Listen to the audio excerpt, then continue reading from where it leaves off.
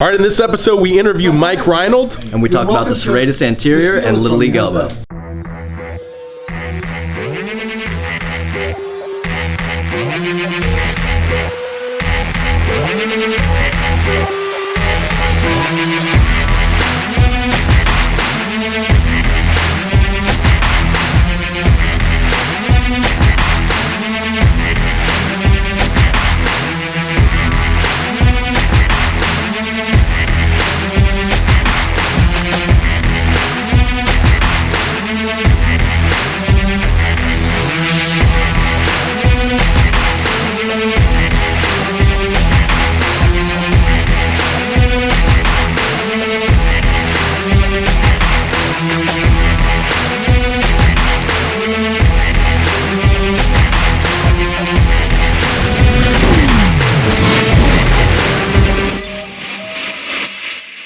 All right, Brent Porcio, the infamous or famous. Infamous. It's one of those bad. Yeah. The famous. Went the wrong way. It's the black here. We look evil.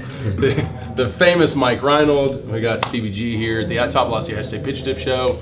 Twitter, Facebook, Instagram, Snapchat at Top Velocity, hashtag Pitch Tips, hashtag Baseball Tips. That's your question we're going to answer on the show. So I thought I'd bring Mike in on this since we're at his great elite pitching performance seminar here at Champion Performance. It's been a success, Mike. I got to give it to you. Yeah. I'm really excited. Fun. The whole process has been great. You let me do a camp tomorrow. I appreciate that. Yeah, it's going to be awesome.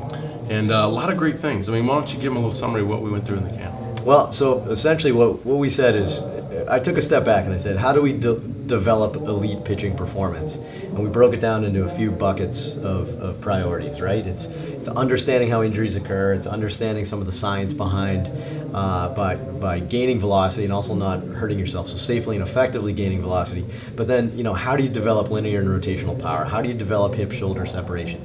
How do you learn how to pitch effectively? How do you understand sequencing and effective velocity and stuff? And we thought, let's put this together into a great little seminar that, we're super excited. We're recording it, so, hopefully we'll have it online soon for everybody to check out. But Brent came in, dominated, obviously, which you know he would, but his top velocity knowledge bombs were amazing today, so thank you. Thank you. Like it. Well, and I fed right off of you. You let me go right after you, and it was a great segue. I mean, I think we share a lot of, I get a lot of my research from the directions you get a lot of your research in, so that was cool. I mean, that was another thing. I mean, it's hard to make things seamless in a lot of baseball instruction, but don't you feel like things laid down pretty well? I mean, There were some issues. You'd hear some guy say it one way and the other guy would say it a little bit different. Yeah. I mean, how do you relate to the baseball community? How should they, when they take all this information in, how do they deal with that, where there's little discrepancies? I think there's always going to be discrepancies. We were talking about this before. I think we're all wrong and we're all right.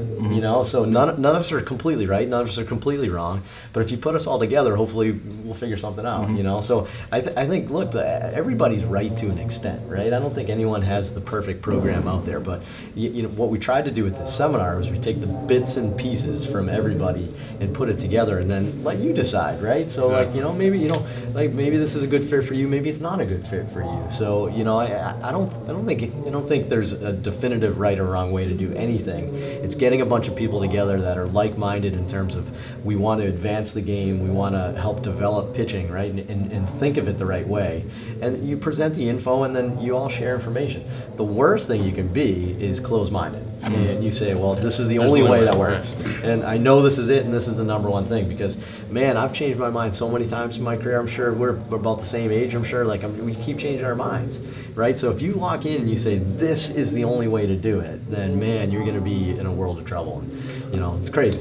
I mean, I've really learned in my career, it's really just core principles. You do have to find some core principles that build your foundation, but from there, a lot of things can build on top of that. Right. I think that's where you start kind of going in different avenues, but you do have to have a good foundation. And like with the young kids, I want them to, you need to develop a good foundation and then build off of that. Right. I don't like those that want to change that foundation all the time, because then it gets confusing. But or you skip that foundation. And that was a big part of what we talked about is baking your cake before you frost it, right? So it's, you have a 12-year-old kid that doesn't have physical maturity. He's never worked out in his life. Has terrible mechanics. Never even heard of an arm care program, and they're going to start a velocity program. Whoa. If you're worried about velocity right now and you don't even have good mechanics, You're not even mature. Your fundamentals are wrong. Foundation is critical to Absolutely. health. I mean, it's the foundation to health. Absolutely. Anything you want to add? Well, man, I just really like getting all the different opinions. I was really shocked on how much of us are saying the same things, but just different ways. So like you said, like we're all coming in here trying to help guys get better, but a lot of people are saying a lot of the same things. It's just slightly different. And when we get together like this and exchange numbers, it's kind of like starting to create a language around all of this, or like I guess a bond of these training methods coming together. And also the last thing too is just in your speech, I just love how fun you kept it too. Like learning, I was telling you like the cake thing when you were like doing the Kit Kats, I was literally dying, dude. I did not expect. I thought it was gonna be like really like professional to the T, which it was, but it was just like great little fun things in there that I was like, man, I like this guy. Yeah. No, we try. Your presentation was Yeah, fun. that was great. I have to say, Paul Riddick was probably the most entertaining. Wow. Yeah, that guy is Mr. What a Paul- speaker, Paul's man. good. I was so motivated. And I was just gonna say, great message. Yeah. Great Oh, yeah. message. Yeah. He's He's a good such guy. a good thing. You know, to go to your point though, I think what's kind of cool is we all kind of said the same thing, like with Yeah. different ways. Yeah. We all have slightly different backgrounds. I wasn't a professional baseball player. Yeah. I wasn't a pitcher. You know, so I can't relate to that type of Yeah. thing. My main background is physical therapy. I dabble in other things, but that's my main background. Yeah. Your main background's probably more a coach, right, or a player, right? But man, you have you know you're Olympic lifting certified. So, I mean, you have all these different things. So you come into it with a different flavor than Yeah. we have, and so far. And you know, other people there, like Dan Blewett was there, and obviously he comes in it with another perspective of a former pitcher that and I think his message was super cool in that was that Absolutely. like look, like I wasn't blowing cheese by everybody. I wasn't throwing 97. I had to learn how to pitch. Oh, yeah. And as I learned how to pitch, watch, look, my velo didn't go up over my career, but my career ERA went down. So Yep. it's like good message. So everybody's got a different background, and I always say, look, you can learn so much from the other domains. So as a physical therapist, I've learned so much from strength coaches and pitching coaches that I apply to my rehab. Yeah. And I'd like to think as a baseball coach, you could pick up and do the same stuff. And you can say, Absolutely. wow, I learned some new stuff from a biomechanist or an orthopedic surgeon or a physical therapist, that type of thing. Yep, I agree. Well, cool. So we got a couple of questions. We're going to go to Mike Reinold on this since we have him as the expert. Probably right down your lane. Wow. And I'm going to kill this guy's name. What is it? Bleacher Gnome? Yeah? No? Nailed it? Charge it, bleacher numb. Top velocity tips for getting over pitcher's elbow. 14-year-old took 6 weeks off and it came back with a couple of weeks. He's a workout warrior. What advice would we have? So pitcher's elbow in a 14-year-old, that means he put too much stress on his growth plate. So that means he's still growing, right? His growth plates are open. Physical maturity-wise, it changes. We talked about this in the presentation here, but the plus or minus, your standard deviation of maturity is 2 years. So meaning you can have a 14-year-old that looks like a 12-year-old or a 16-year-old. Yeah, I like that. That was Right? good. So he maybe just a little bit slower in terms his growth plates are still open. 6 weeks is optimistic. That's what I would say for you right there. 6 weeks is optimistic and not always effective.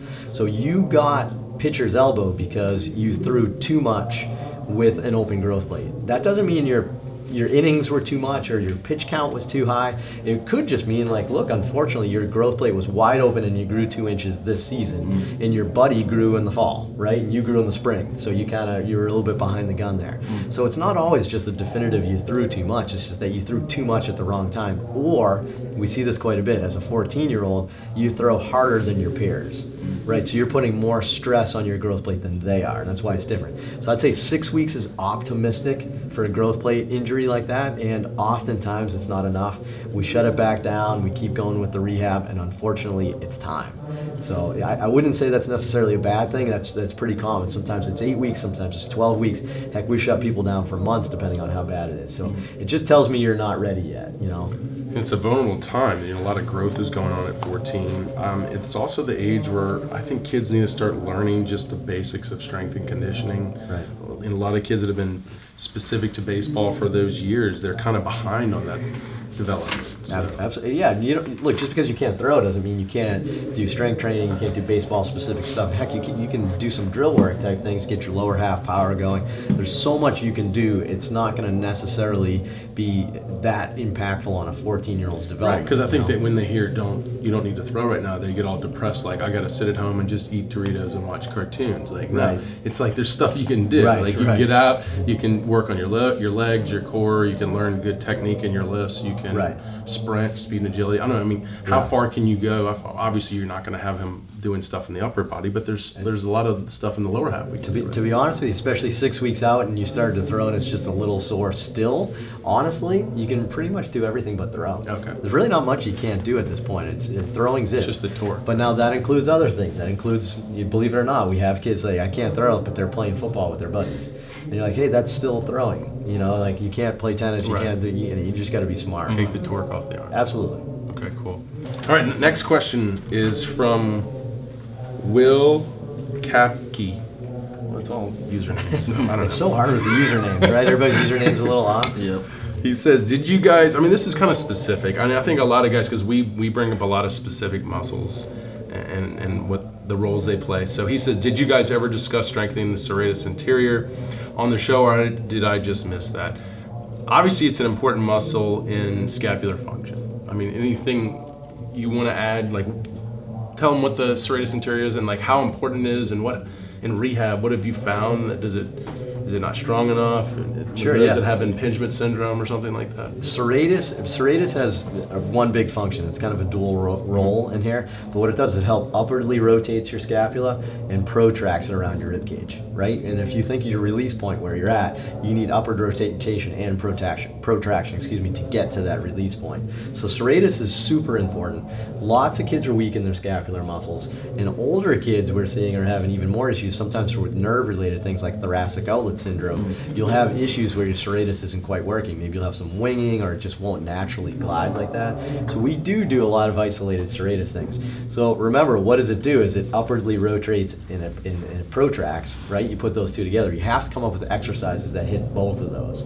So like a standard one, like a push-up with a plus that we talk about a lot, or a serratus jab, that's just working protraction. It's not working upward rotation as well. So we put the two together. So instead of just doing like a jab, for example, we would do is we just start, and you could do this with like tubing behind you or something like that. You start with your arm down and you jab up and across, and it's a little bit more of a dynamic motion. But now you're getting upward rotation and protraction, not just doing that jabbing position. So you definitely need to work serratus. It's definitely a big muscle involved in pitching, and yeah, it's often overlooked. I would agree with that. You know, it's people don't focus on the scap enough. I like RT did one the other day that was really cool. How he put a band around the wrist to where you're abducting out to shut off kind of the pec minor, Yeah. which can pull down, Yeah, sure. and then go into overhead Yeah, movements. and you can do that like as a wall slide type Yeah. thing. So what you're doing on the walls, you're almost like pushing on the wall a little bit, so it's pushing out, which is a good feel. Because So you when can that put the band pec on, yeah. minor's on, what can that do? If that's Yeah. pulling too hard, it can really make it Yeah. hard for it to work, right? What pec minor dominates the movement a little bit. It's going to help. It's going to like anterior tilt you a little bit. It's going to bring you forward a little bit. And we're trying to go up and around, not forward. And this is an imbalance we see a lot, right? You get tight in the front of the shoulder, and you have weakness in scapula. You know, and kids just don't work that enough. You know, heck, we say kids, but I hate to say it, pro guys don't work this enough. Right. You know, like and it's, you talk about your arm care, and like that's your thing that you do really well. So tell them more about your arm care. Like, what's your approach on it? So arm care means a lot of different things. I mean, arm care one is about restoring your mobility and maintaining your mobility. That's a big one. So sometimes that's with us, like we do our performance-based physical therapy on you to get that mobility going. You can do it yourself with self-myofascial release things. That's super effective as well. So arm care is about restoring and maintaining mobility, but it's also about strength and dynamic stability. So it's about getting these rotator cuff muscles, the scapular muscles, the little guys, right? Not the big guys, right? Like your pec, your lat, they're the big muscles that they contract, they get this big motion in there. Your little guys have to steer the ship, right? So it's about control of those little guys, because it all comes down to one simple fact. We talk about this. Throwing is bad for you. Once you know throwing's bad for you, you have to work on these little guys that get beat up throwing in order to become more bulletproof and be able to withstand the season. So arm care in the off season, it's about putting as much gas in the tank as we can, right? And then arm care in season is about being as fuel efficient as you can. If we can use that analogy, it's let's not just let's not sit idling all day. All right, I'm going too far with that analogy, but you get it. So cool. So you're doing your show. We kind of mirror each other with our shows. Right. I'm gonna I brag kind of though. stole your show. I'm gonna brag though. I'm beating you. This is like 402 episodes here. You're gonna catch up? No. I'm going to just give you that title. If I still did that, I did something wrong with my career. I want to be on a beach somewhere by my 300th episode. Well, no, you're still doing pretty good. What are you at? We're about to be at 100. Oh, congratulations. We That's awesome. We do one a week, so it's been almost 2 years we're doing it. But I asked Brent at the beginning, I'm like, hey, I like the format of your show. We both ripped off Gary Vee. Yeah, we did. It's all Gary Vee. But like this, if you follow me at all, this is the Ask Mike Reynolds show too. We're in the same format. We're doing it right here. So and how can they find the Ask Mike Reynolds? So go to MikeReynolds.com, just my website. There's that's my hub. There's a bunch of spokes from there.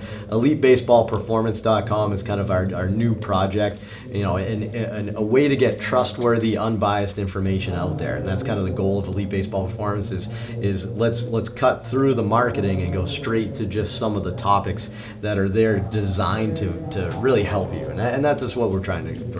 I think you're doing great, man. So, I'm pretty excited. This was a great event. And awesome. Anything you want to add? Yeah, no, I'm excited to be here. It was great meeting you, man. I've seen your show a few times, and I've seen your work and your studies. I think you're doing an amazing job. Likewise. So we're on 100 episodes, and you saw a few of my show. I'm sorry, man. That's what I got out of that. I can't be watching all of them, man. There's a lot of stuff I still got to learn from just our shows, man. Standard podcast interview etiquette is to lie. So you watch all. I've seen all the episodes. I've seen every single one of them. Yeah, perfect. So thanks for having me, guys. This is awesome. You guys are doing some good stuff. Keep it up. And anything I can do to help, let me know. Awesome. All right, cool. If you have a question, go to Ask Top Velocity or Ask Top Velocity, #pitch tips, #baseball tips. Ask your question. We'll answer it on the show.